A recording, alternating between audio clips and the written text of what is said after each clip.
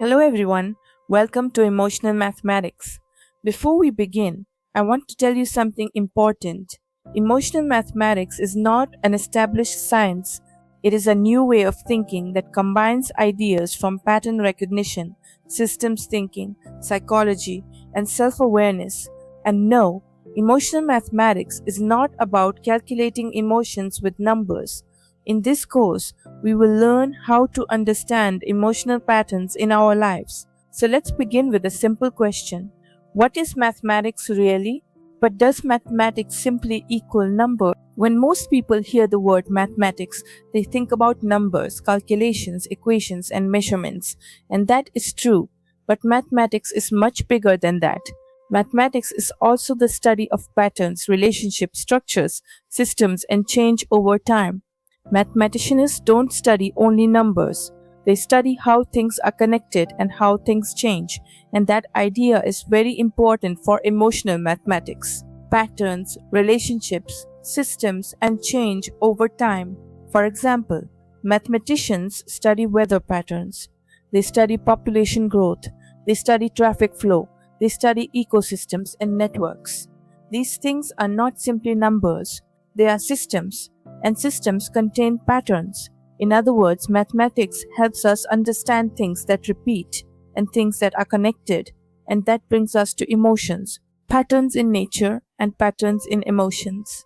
Emotional mathematics asks a very interesting question. Can we observe emotional patterns in the same way we observe patterns in nature? Think about a student. Before every exam, the student feels anxious. After finishing the exam, the student feels relieved. After success, the student feels confident. And when criticized, the student feels frustrated.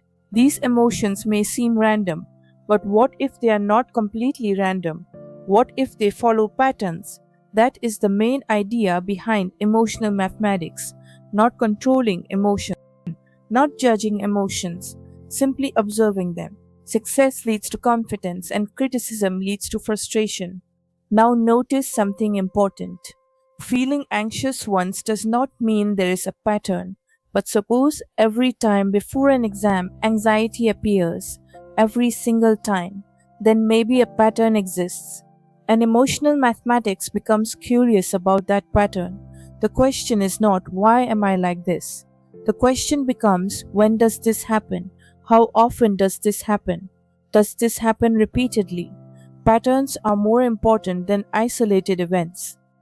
This is what we call a repeated pattern. Let's do a simple reflection activity together. Think about the last 7 days. Which emotion appeared most often? Happiness, stress, excitement, frustration, worry, confidence. Now ask yourself another question. Did this emotion appear only once, or did it appear again and again? Because if something appears repeatedly, there may be a pattern, and emotional mathematics begins with patterns. It is time to observe your emotional patterns. Remember, emotional mathematics does not try to turn emotions into equations. It simply uses mathematical thinking to understand emotional patterns. Instead of asking, how do I stop this emotion? We first ask, can I understand this pattern? Because before changing anything, we first need to observe it. And in the next topic, we will explore an even deeper idea. What if emotions are not completely random and emotional patterns can actually be understood?